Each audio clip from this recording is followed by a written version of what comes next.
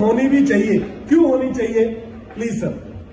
आयुर्वेद के 8 अंग माने गए हैं। माने क्या गए? आयुर्वेद के 8 अंग हैं जिसको हम बोलते हैं अष्टांग आयुर्वेद। आयुर्वेद के 8 अंग हैं। आयुर्वेद के पूरे आयुर्वेद को 8 पार्ट्स में डिवाइड किया है, इसको बोलते हैं अष्टांग आयुर्वेद। और कौन कौन से पार्ट प्लीज देखें? आयुर्वेद के 8 अंग कौन से हैं? काय चिकित्सा, बाल चिकित्सा, गृह चिकित्सा, शल्य चिकित्सा, चाणक्य चिकित्सा, अगध चिकित्सा, रसायन चिकित्सा और वाजीकरण चिकित्सा। ये 8 अंग है आयुर्वेद के। 8 पूरा आयुर्वेद इन 8 अंगों में डिवाइड है।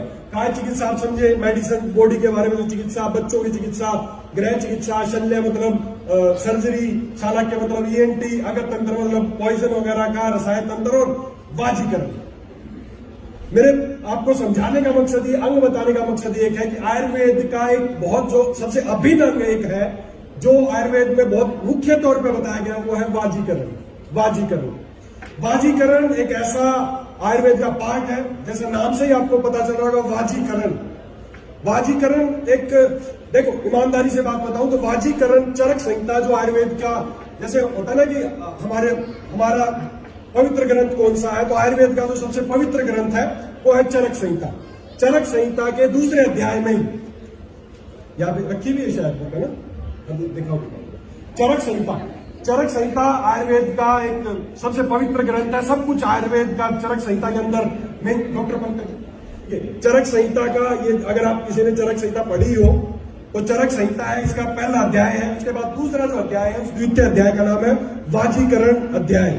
वाजीकरण के बारे में साफ लिखा गया है, आत्मवान पुरुष रसायन सेवन के बाद नित्य वाजीकरण सेवन की इच्छा करें, क्योंकि वाजीकरण के अधीन ही धर्म, यश, प्रीति और यश की प्राप्ति होती है।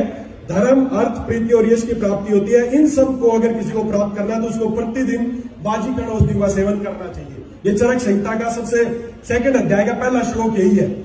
भगवान आत्रेय बताते हैं कि अगर कोई भी पुरुष चाहता है कि वो, देखिए ये बहुत बड़ा एक कंसेप्ट है वाजीकरण।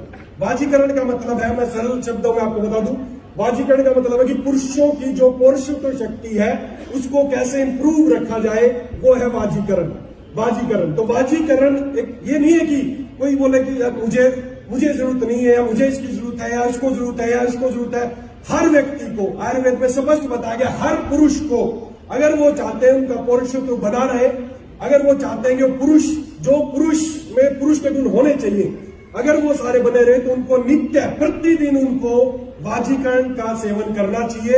इसीलिए वाजीकरण अध्याय के तहत बहुत सारी ऐसी औषधियों के बारे में बताया गया है जिससे पुरुष प्रतिदिन अगर सेवन करेगा तो एक लंबी आयु तक उसमें पौरुषत्व बना रहेगा। और देखिए दोस्तों, पौरुषत्व का मतलब ये नहीं है, मैं आपको स्पष्ट बात बता दूं, हमारे सभी लोग बैठे हैं, कोई संकोच की बात नहीं है। पौरुषत्व का मतलब अकेला कोई सेक्सुअल पावर से संबंध नहीं रखता है। क्या पुरुष का काम खाली सेक्सुअल एक्टिविटीज है?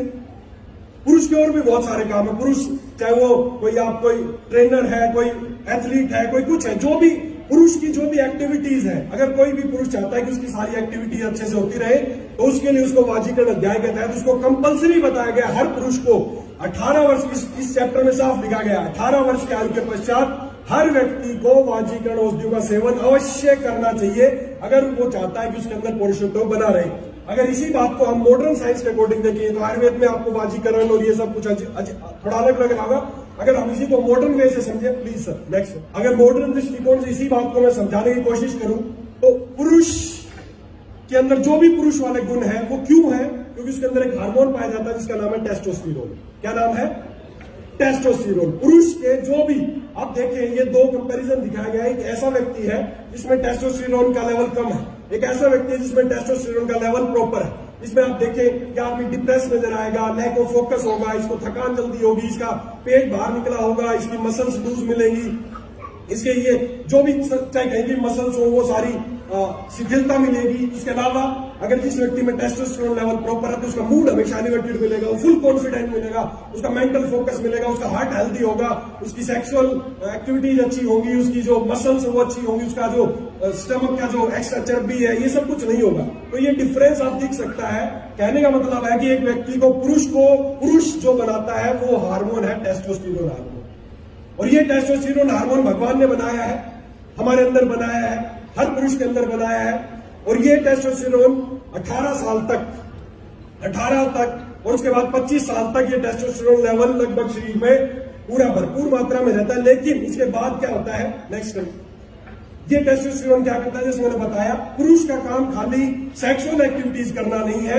इस टेस्टोस्टेरोन की वजह से पुरुष के जो भी और सारे हैं, चाहे वो एबिलिटी टू थिंक, उसको अच्छा सोचने की शक्ति देना, सेक्सुअल पावर देना, इसके अलावा नॉर्मल कोलेस्ट्रॉल लेवल नॉर्मल रखना, एनर्जी लेवल को नॉर्मल रखना, कंसंट्रेशन, मेमोरी, मसल डेवलपमेंट, ये सारे फंक्शन भी टेस्टोस्टेरोन की वजह से ही है। तो पुरुष के जो भी काम है वो सारे संपूर्ण कराना या पुरुष को पुरुष बनाने का काम है इस टेस्टोस्टेरोन हार्मोन का। लेकिन होता क्या है, प्रॉब्लम क्या है, नेक्स्ट करना सर।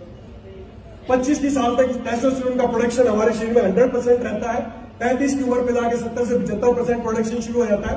40 पे जाके 65 से 70%, 45 पे 60 से 65%, और ऐसे ही घटते घटते घटते घटते जैसे जैसे आपकी एज बढ़ती है आपके शरीर में टेस्टोस्टेरोन का प्रोडक्शन कम होने लगता है। और ऑन एन एवरेज, नेक्स्ट करना, ऑन एन एवरेज हर साल 25 के बाद हर साल 1.25% टेस्टोस्टेरोन लेवल शरीर में कम होने लगता है। और जब 25 धातुएं पुष्ट हो जाएंगी और वो उसमें घोड़े जैसी ताकत आ जाएगी, इसलिए इसका नाम है वाजीकरण।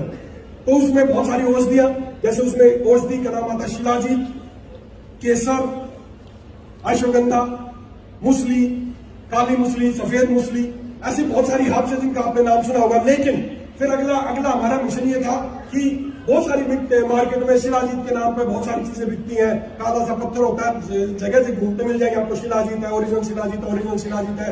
केसर के नाम पर रंगीन फाइबर से आपको मिलेंगे। और सभी फैक्ट्रियां उन्हीं चीजों को लेकर प्रोडक्ट बनाते हैं।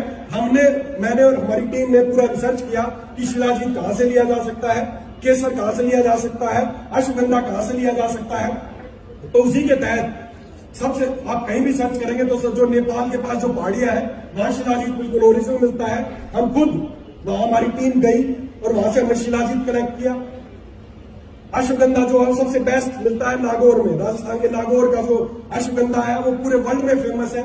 उसकी रूट का पाउडर काम आता है, लोग पूरे अश्वगंधा का पाउडर डालते हैं, तो उसकी रूट वो हमने वहां से लिया। इसी तरह चुनिंदा हर्ब्स जो इस वाजीकरण अध्याय के तहत बताई गई है, ये जरूर बता रहा हूं आपको, 100% लिख लो स्टाम्प पेपर पे, ये एक डब्बी 450 ग्राम्स का है। एक ये जो खा लेगा 1 महीना चलेगी करीबन। ये जो इस औषधि का, जो इस वाजीकरण औषधि का 1 महीने लगातार सेवन कर लेगा, उसके बाद का एक्सपीरियंस वो खुद ही बताएगा कि क्या बताया है।